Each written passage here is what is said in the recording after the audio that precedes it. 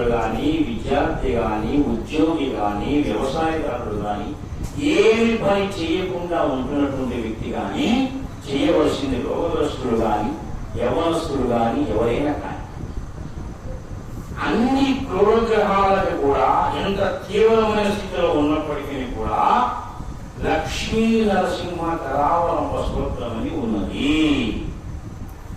లక్ష్మీ నృసింహ మమ దేహి కరావలంబం అని చెప్పి మనకు ఆదిశంకర జగద్గురు ఆదిశంకరాచార్యుల స్వామి రచించారు.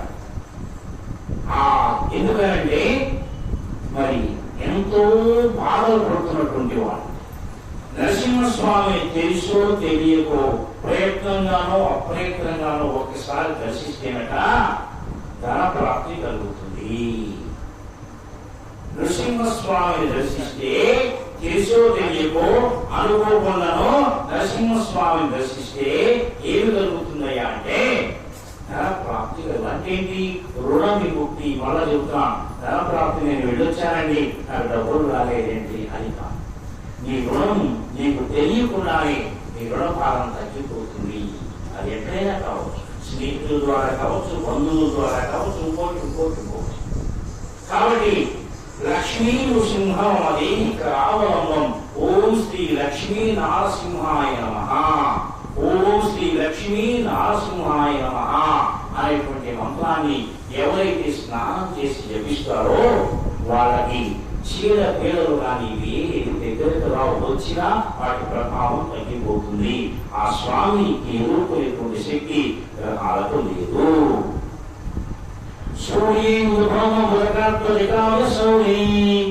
అని మనకు వెంకటేశ్వర స్వామి సుప్రభాతంలో గ్రహాలు అన్నీ కూడా ఆయన వాకిట్లో కూర్చొని ఉన్నాయి. ఎవరి కోసం? ఆయన యొక్క దర్శనం కోసం. ఈ గ్రహాలన్నీ కూడా భగవంతుల అధీనంలో ఉంటాయి.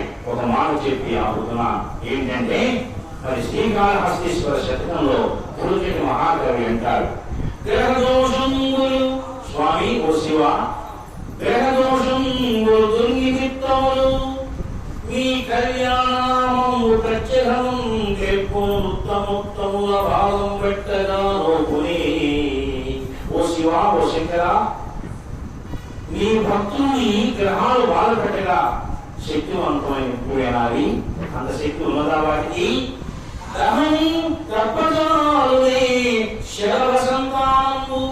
అగ్నిని మిడతల దండు కప్పేస్తుందా? అగ్నిలో పడి మిడతలు మారిపోతాయి. నీ భక్తులు జోలికి వస్తే అదే జరుగుతుంది.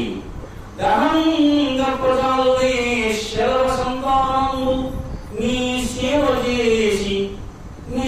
సేవ చేసి హతక్లేశులుగారు ఆత్మనుజు శ్రీకాళహస్తీశ్వర.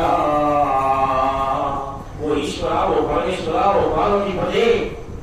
కాబట్టి భగవంతుడి నమ్మినటువంటి వాళ్ళకి ఇందాక చెప్పాను, గ్రహస్థితి బాగా భయంకరమైన స్థితిలో ఉన్నవాడు, రోగగ్రస్తుడు, మానసికంగా బాధపడుతున్నవాడు లక్ష్మీ నృసింహ మమ దేహి కరావలంబం.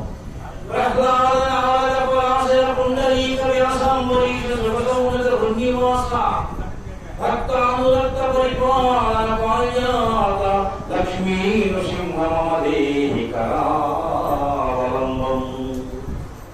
అంధస్య వివేక మహాధనస్య చోరైః మహాబలైర్మావలయైః మోహాంధకారకోణైర్పాతినస్య లక్ష్మీ నృసింహ మమ దేహి కరావలంబం.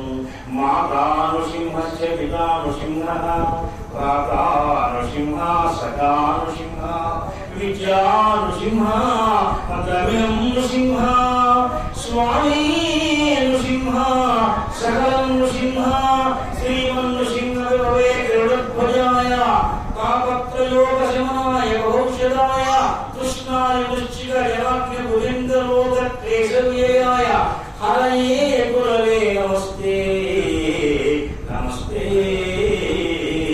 నమస్తే నమః.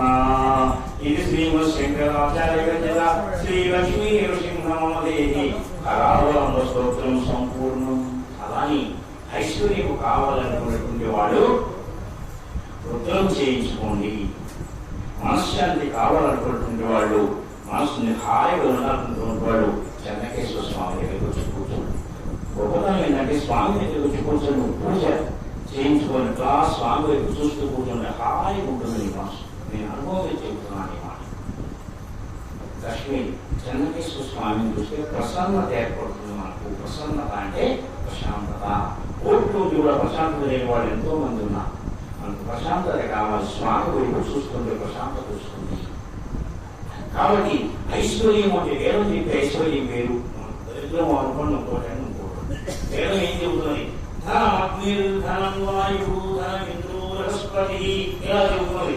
అయా భక్తి తెలివితేటలు ధనం అంటే, శక్తి ధనం అంటే అని చెప్పి చెబుతుంది. జ్ఞానం ధనం అంటే, అగ్నిలా ధనం అంటే వాటిని పాడు చేయడం చెబుతుంది. సరే మనం ఈ కలికాలంలో డబ్బు రూపంలో ఉన్నటువంటి దానికోసం వెంపడాడుతున్నాం. ఇవన్నీ వేరే విషయాలు. కాబట్టి రుద్రాభిషేకం చేయించుకుంటే ఇంట్లో సోమవారం పూట చాలా మంచిది. అనుమానమైంది. నెలకు ఒకసారి 2 నెలలకు ఒకసారి రుద్రం చేయించుకోండి. ఏ రుద్రము లేక మరి 11 రుద్రాలు చేయించే శక్తి ఉంటే మరీ మంచిది. అవి ఏమి చేయించలేకపోతే ఏమిటయా నువ్వు చేయమంటే ఒక మంత్రం చెప్తాను నేను. ఓం రుద్రం పశుపతిం స్థానం నీలకంఠ ఉమాపతిం నమామి శిరసాదేవం కిన్నో మృత్యుకరిష్యతి. మృత్యువుకు మృత్యువైనటువంటి ఆ రుద్రుని నేను పోస్తున్నాను, ఇంకా నన్ను మృత్యు ఏమి చేయగలదు.